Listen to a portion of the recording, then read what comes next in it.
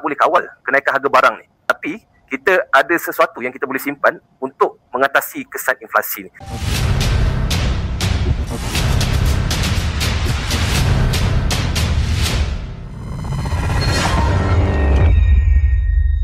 Saya tahu ramai yang mengeluh tentang kenaikan harga barang. Jadi apa yang kita boleh buat? Adakah kita boleh kawal harga barang ni? Adakah harga barang ni akan turun semula? Jadi tuan-tuan dan puan, sebenarnya kita tak boleh kawal kenaikan harga barang ni. Tapi kita ada sesuatu yang kita boleh simpan untuk mengatasi kesan inflasi ni. Apa benda tu inflasi? Okay? Inflasi ni adalah di mana harga barang tu menjadi mahal. Ataupun dalam bahasa lainnya, nilai ringgit ataupun nilai kuasa beli kita semakin berkurang. Mana nilai ringgit menyusut. Jadi bila nilai ringgit menyusut, kita terpaksa keluarkan lebih banyak duit untuk dapatkan barang yang sama. Sebenarnya tuan-tuan dan puan, kalau kita tengok kenaikan harga barang sangat banyak. Bila menyusut, nilai duit menyusut, dia akan menyebabkan harga barang naik lah. Sejak 10 tahun yang lepas, nilai ringgit telah menyusut lebih kurang 22.8%. Ini berdasarkan Jabatan Keangkaan Malaysia yang mana telah dikeluarkan pada tahun lepas. Dan saya percaya susut nilai itu adalah lebih tinggi pada tahun ini. Tahun lepas 22.8%.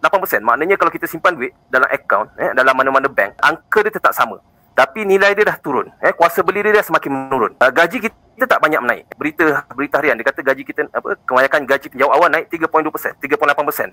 Tapi kadar inflasi lebih daripada itu. Dan kadar inflasi yang tahun lepas adalah yang tertinggi. Ya, jadi saya dah banyak share dah. Kalau kita tengok contoh paling mudah lah. Nasi lemak tahun 90-an masa ayah saya sekolah, nasi lemak tu 5 sen. Jadi tuan-tuan dan puan, apa yang kita boleh dapat dengan 5 sen hari ni? Ramai orang kata gaji dah naik. Sebenarnya gaji dia naik tak dapat mengatasi inflasi ni. Kalau kita tengok RM1, kita boleh dapat 5 karipap. Sekarang ni RM1 hanya kita boleh dapat 2 karipap. Ada setengah tempat tu dah jadi 80 sen dah karipap. Kalau harga dia 50 sen, mungkin karipap pun oksigen. Maknanya karipap tu inti dia sikit. Ataupun harga barang makin mahal, tetapi dia punya kuantiti tu makin kecil.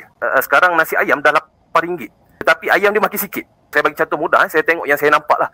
Kuih bakar saya beli tahun 2020, harga dia RM4 kuih bakar kat Melaka. Saya nampak yang sama naik jadi RM5 tahun lepas 2021. Dan tahun ni dah jadi RM6. So tuan-tuan, dia naik tu lebih daripada 20%.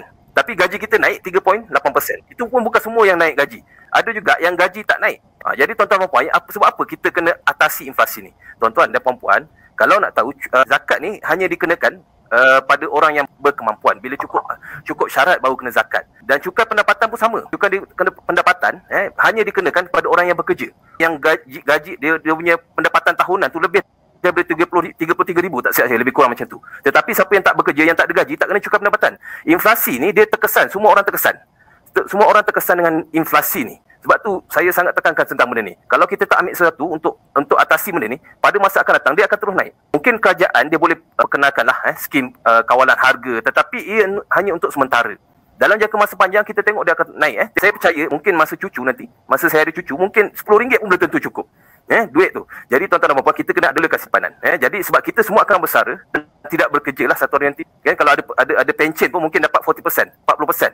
Jadi tuan-tuan dan puan, tetapi sara hidup, kos sara hidup masa tu akan lagi mungkin double, mungkin berganda ataupun triple daripada harga hari ini.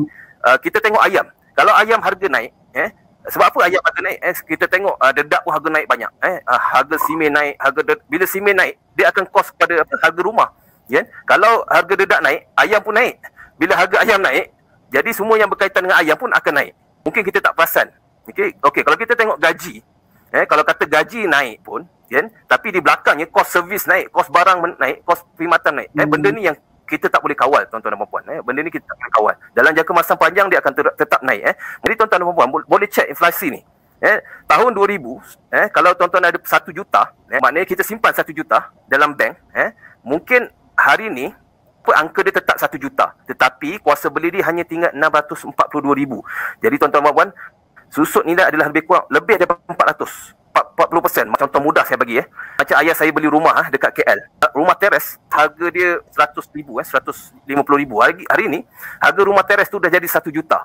Jadi tuan-tuan dan puan, kalau kita tak tukarkan dalam bentuk hard asset seperti emas ataupun rumah, mungkin 100,000 dulu tak sama dengan 100,000 sekarang. 20 tahun lepas 100,000 dia tak sama dengan 100,000 sekarang. Jadi tuan-tuan dan puan kena simpan dalam sesuatu, dalam hard asset. Jadi jangan simpan duit. Sebab tu bila kita simpan duit, makin lama makin tak cukup. Kalau nak duit ni hanya sesuai untuk kegunaan harian, tetapi dia tak sesuai untuk simpanan long term, untuk persaraan kita, untuk simpanan pendidikan anak-anak, Jadi tuan-tuan, kita tengok pandemik COVID-19 telah menyebabkan harga emas naik.